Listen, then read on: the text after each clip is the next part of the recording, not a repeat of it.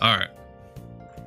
So you're here either because you agree with the video title or you're here to talk mess or disagree or whatever. I think Dead by Daylight's year 8 anniversary was really mid. And I'll tell you why. This is probably not going to be a long video. I don't really do these deep dives or anything. I don't really sit down and hit record when I want to talk about something. But I had this epiphany in the shower when I was thinking about the anniversary, and I feel like it should be talked about. I feel like the entity chose me to voice my opinion. Okay? But here's why I think year 8 was incredibly mid. Like I said, this shouldn't be a long video. I'm just going to get straight to the point. But before I talk about year 8, let me just go back to year 6. From what I remember from year 6 is that we got the Dredge, we got Project W, Wesker, the best designed killer in my opinion. We got presets. It was part of the quality of life improvements, and the main one was the preset 3 loadouts. That's pretty big. We got teased that we were going to get Funko Pops. That fell through, but we ended up getting the U2s anyway, so they were still determined to give us something. We got a Dead by Daylight visual novel, the Hooked on You dating simulator. Nobody really asked for that game except for this guy, but the Dead by Daylight community is still going to play it. Like, it's a Dead by Daylight game. It's got Dead by Daylight characters, killers, survivors. It's got the assets. It's just a dating simulator. The Roots of Dread chapter, I liked the Dredge a lot. I overplayed him to the point where he got pretty boring within 2 weeks. I like the mechanic he brought. I like Darkness, or Nightfall rather, even though you can see him as clear as day and he's really loud. It's a genuine new mechanic instead of a free exposed or an instant down, you know what I mean? And the biggest part, at least in my opinion, would be the Attack on Titan collaboration reveal. Attack on Titan is a juggernaut of an anime. For them to collab with Attack on Titan and get the outfits at the bare minimum is pretty big. Although I wish we had gotten some characters, I guess the outfits will do. It's still a pretty big license, so it makes you hope for the future and future anime collaborations, other collaborations. Year 6 is also when they revealed the Twisted Masquerade, which was super fun. It brought a new way of collecting. I saw my cat. It brought a new way of collecting these masks instead of those crowns that float above you that were so fucking ugly. And the masks fit the killers and the survivors' personalities. It was great. And another main thing is that the year 6 anniversary stream was incredibly engaging. Sure, it felt pre-recorded, but the amount of production that was put behind it made it seem like the team loved what they do and want to keep giving. There was blood point codes, there was maybe rift codes, maybe there was a charm. The hosts were asking questions, engaging, making the chat engage. Answer this question right, you get a DBD code. Answer this question right, you get rift fragments. Answer this question right, we'll tease the next chapter.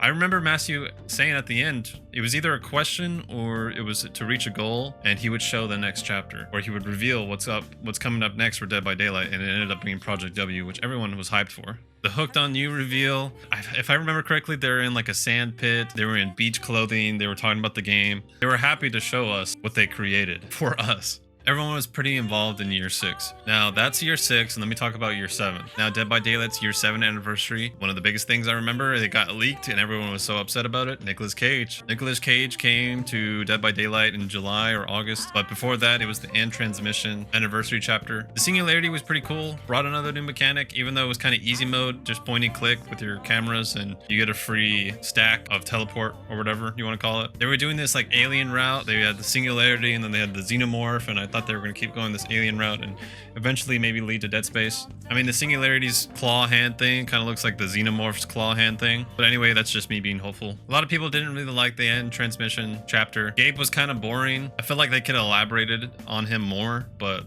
I guess not. But it was just like on to the next thing, you know what I mean? I thought the chapter was okay for the most part. I think I was more excited about Nicolas Cage coming in July. They also decided to reveal that they were bringing Naughty Bear Trapper skin. I totally didn't know that Naughty Bear was behavior, but the Trapper getting a Naughty Bear skin was like, oh cool, like I wonder what else they're gonna do. Naughty Bear isn't really that scary, it's kind of goofy, but it makes you think what's on their radar to add that's similar to Naughty Bear. They talk about a Dead by Daylight movie that's being developed by Blumhouse. Blumhouse made Five Nights at Freddy's. I thought that movie was fantastic. I'm pretty sure they do Dead by Daylight justice. They also talk about Supermassive making a game which is the casting of Frank Stone. But Supermassive also made Until Dawn, The Quarry, and the Dark Pictures anthology, and those games are great. So it makes you hopeful for Dead by Daylight's Supermassive game. Some qualities of life, they added bots and they added a pretty lame anti-camping system, but I guess it's a start. And another big thing that's a lot of people have been asking for was the search bar. They added the search bar in year 7. Whoop-de-doo. You think it wouldn't be that hard to add a search bar? Oh, I forgot to mention this. They did a perk overhaul in year 6. It changed 100 or something perks more or less to go along with their perk loadout presets. It changed the meta for about a week, and then it made the game fun again for about 2 weeks.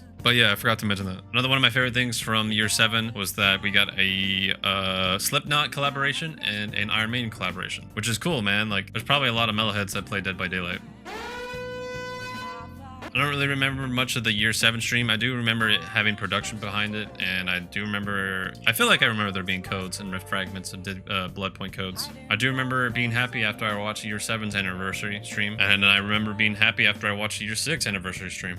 I don't know if I mentioned this in year 7. Twisted Masquerade comes back. I think it was year 7 when the survivors can make pallets and block windows. The killers could just get a free exposed if they chase you long enough. Whether it was year 6 or year 7, I remember having fun both times. Now, and here's why I didn't like year 8, or this is why I think year 8 anniversary stream was incredibly mid.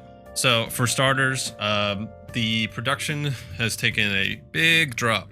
They're all kind of just chilling on the couch with some cool camera shots. I guess it doesn't have to be like super produced, but it's like, well, those last 2 times were pretty cool. Okay. I guess this year it doesn't have to be, but this is still kind of fresh in my mind. So I remember one of the first things that were shown was a trailer for What the Fog. And I don't know what the fog is, but I can tell you nobody asked for this. What the Fog is fun. It's fun with friends. It's a fun game, but it's not Dead by Daylight. It's not what I'm looking for when I go to a Dead by Daylight stream, you know what I mean? On top of that, they created this FOMO thing where you have to make a behavior account and you have to claim it, otherwise the free codes will disappear and you'd have to pay $5 on Steam if you want to play it. Throughout the months, Behavior has been trying to get people to sign up for to make an account on their website and sign up for the newsletter or all this other stuff, and you get blood points. They keep pushing this. They kept pushing it and pushing it. It's like offering mediocre blood points as a reward or compensation or whatever. And I think this is some weird way to get people to sign up and make a Behavior account, but also kind of a small cash grab, because after the codes are gone, people who do want to play a Dead by Daylight game or something, people who still want to play it will go into Steam and buy it. There's even like a question on the frequently asked questions page of What the Fog, if they're going to continue production behind it, and the answer is something along the lines of there are no future plans for What the Fog, but each room is procedurally generated, so it's always a new room, something like that. Another thing they talk about is Project T, another thing that isn't about Dead by Daylight. Project T is like a 4-person co-op shooters, probably like Left 4 Dead, in the Dead by Daylight world, but not about Dead by Daylight. Personally, I thought Dead by Daylight characters were going to be in the game. I thought I could play as Jeff or Yui with a double barrel or something. It'd be kind of weird, but if they made it work, I'm for it. And then they showed a sneak peek of the character, and it looked like Trevor from GTA 5 mixed with the Hello Neighbor villain. I don't know his name. But I was immediately turned off, and I was like, this isn't Dead by Daylight.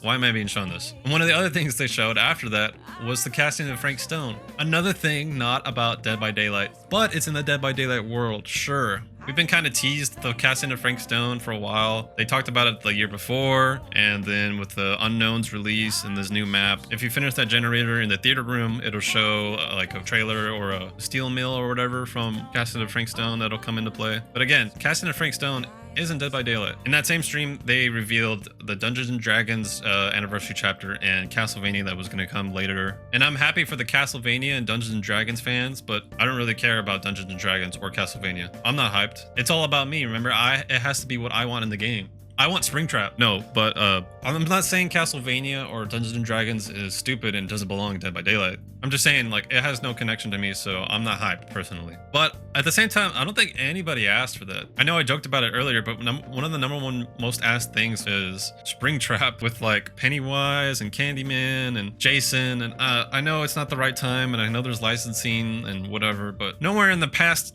year and a half did I see anyone asking for Dungeons and Dragons or Castlevania. People were asking for a vampire. I knew a little bit about Castlevania, so I'm guessing Alucard is a vampire, or the antagonist is a vampire. So okay, cool, there's your vampire. And I don't know if y'all remember, but in the review, it was just like, I want to show y'all something. Here you go.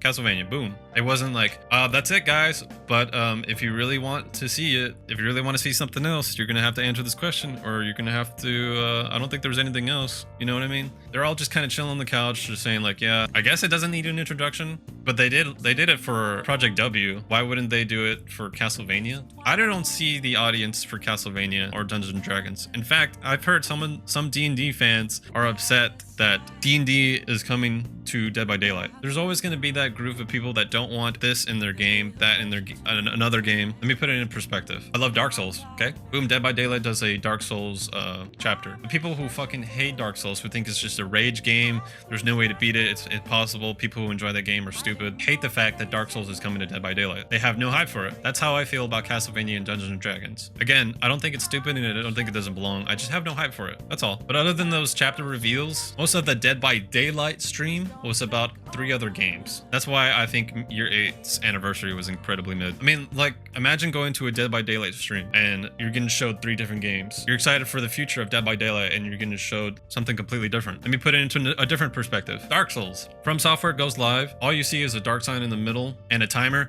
and you're like, oh shit, they're gonna announce Dark Souls 4. I thought Dark Souls was done after 3. And all of a sudden the dark sign turns into a basketball and they announce a Dark Souls basketball game. Dark Balls. But it's in the world of Dark Souls, so From Software could probably execute that pretty well, but no one's asking for that. You know what I mean? I probably said this already like 100 times, but just imagine going to a Dead by Daylight stream and half of it, if not more, is about 3 other games. I don't know. It just, I don't know. And the host didn't seem that engaging. It just wasn't that great in my opinion. Don't get me wrong, I'm not bashing behavior, I'm not bashing Dead by Daylight. Future Phil here, Phil of the future, whatever you want to call it. There's a few things I didn't mention during my stupid ass rant in the Year 8 anniversary. One was that I tried the PTB. Vecna's not that scary. He's cool visually, and his powers kind of suck. He needs some quality of life improvements. His perks are ass. There's one that's worse than ass. The survivor perks are really good in my opinion. I'd go look at them. When you're going against Vecna, you can get the eye or the hand of Vecna. Those are pretty cool mechanics, but I mean, overall, I still don't think it was enough. Like, I got my fill after 2 games. And then 2 other things that were mentioned during the PTB. 2v8 game mode. That's pretty big. I know the community has been asking for that for a while. Another big thing that people have been asking for years was cross progression. It wasn't really confirmed, but it was kind of said that it was slated for late summer or something like that. Still not confirmed. There's still the possibility of it not happening. I didn't mention that they were bringing back Twisted Masquerade again, and for me, I don't know about other players, but at this point I feel like it's getting kind of stale. I mean, they could put a twist on the Twisted Masquerade. Like, I know they're adding this girl, Trix, or whatever her name is. I don't know. It still feels like it's the same event. I'm also surprised that they're giving the Unknown a mask and not Sable. I don't know if I missed that. I'm pretty sure I didn't see a Sable mask, or unless they're saving her for something special. But why wouldn't you give Sable a mask? But the Unknown you would. Why choose Bill over Sable? I mean, I'm happy. I love Bill. I love Left 4 Dead, but it just didn't make sense. I also wanted to bring up again that in Year 6 we got Attack on Titans collaboration. In Year 7 we got Iron Maiden and Slipknot and Naughty Bear and Nicolas Cage. But then in Year 8 we got nothing. Like, we get the chapters, sure, but we didn't get any crossovers or anything else announced for the future. I don't know, it seems kind of like lackluster, you know what I'm saying? That's just trying to capitalize on the whole lackluster bit of the anniversary. Unless the licensed Survivor that's releasing in July or August, maybe that'll make up for it. I don't know. Matthew Cote did say that it was a survivor is the epitome of what it means to be a survivor. My guess is on The Walking Dead, Rick or Darnell. Daryl. Walking Dead doesn't mean anything to me, but if it is The Walking Dead, I'm still happy for the people who love The Walking Dead. That's my guess. I feel like it's gonna be like Norman Reedus, you know? Again, this isn't to stir the pot or anything. I'm just voicing my opinion or whatever, but all right, now back to Astville. Right, Hades?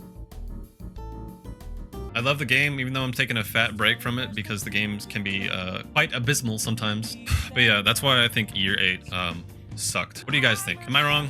Am I being a Google Gaga baby? Am I being an entitled survivor killer main? Like I said, it's all about me. I want this killer, and that killer, and this killer, and that killer. But yeah. Well, if you fuck with me, you should follow me on Twitch. And in fact, do play Dead by Daylight, and I stream it. I am taking a break, like I said. I probably won't start playing again until the anniversary on June 14th. Right now, I'm playing different types of games, as well as editing a bunch of random stuff. But yeah, we'll see if I do another one of these again, where I just talk out my ass. Cool. Poo poo pee pee.